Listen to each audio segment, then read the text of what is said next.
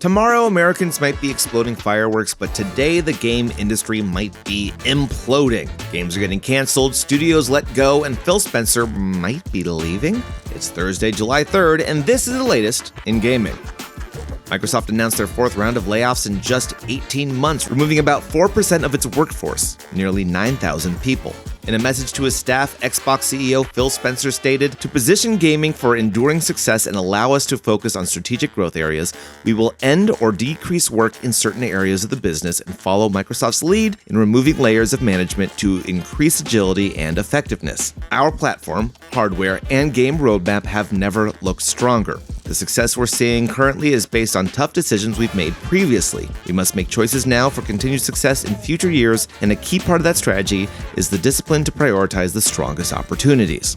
Despite the supposed strength, layoffs have included studios like Turn 10, ZeniMax Online, and even Halo Studios, which reportedly has been butting heads with Microsoft on the recent decision to focus on contracted developers as opposed to full-time employees. This has also led to game cancellations, most notably the upcoming and long-awaited Perfect Dark reboot.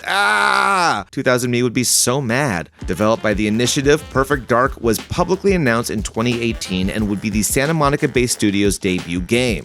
The latest news came from gameplay being shown at the 2024 Xbox Games Showcase, though now the game will not see the light of day as Microsoft shut down the development and has officially shuttered the Initiative. Another potential casualty amidst Microsoft's bad news is one of Rare's longest tenured employees, Greg Mails, following the cancellation of the project he was helming, Everwild. Beginning development in 2014, the project was rebooted 7 years later in 2021 with Mails at the helm. This would have marked his 30th development credit with Rare, a legacy that goes as far back as the original Battletoads. The former Banjo-Kazooie director has not made an official statement, and it is unclear if he is being let go or leaving on his own volition. But we hope Microsoft's loss is another company's incredible gain. One person not leaving is the head of Xbox Gaming, Phil Spencer. Rumors began to circulate claiming that the longtime company veteran would be retiring sometime after the next console release, but have been refuted by both head of Xbox Communications Kari Perez and Chief Communications Officer Frank Shaw, the latter responding on X that the rumor was made up. The 57-year-old executive started his Microsoft career in 1988 as an intern, eventually overseeing Microsoft Gaming in 2014. Despite the numerous recent rounds of layoffs, the executive has been claiming record player numbers across their platforms, and if things are to be believed, will be claiming that for years to come. In other news, co-creator and co-showrunner of HBO's hit video game adaptation The Last of Us, Neil Druckmann, has announced he's stepping away from his duties ahead of the upcoming Season 3. In an ex-post from Naughty Dog, he stated, "I've made the difficult decision to step away from my creative involvement in The Last of Us on HBO. Now is the right time for me to transition my complete focus to Naughty Dog and its future projects, including writing and directing our exciting next game, Intergalactic: The Heretic Prophet." He'll remain attached to the show as an executive producer, but won't be involved in writing or directing the upcoming season. His partner on the show, Craig Mazin, will still continue on, now as the sole showrunner.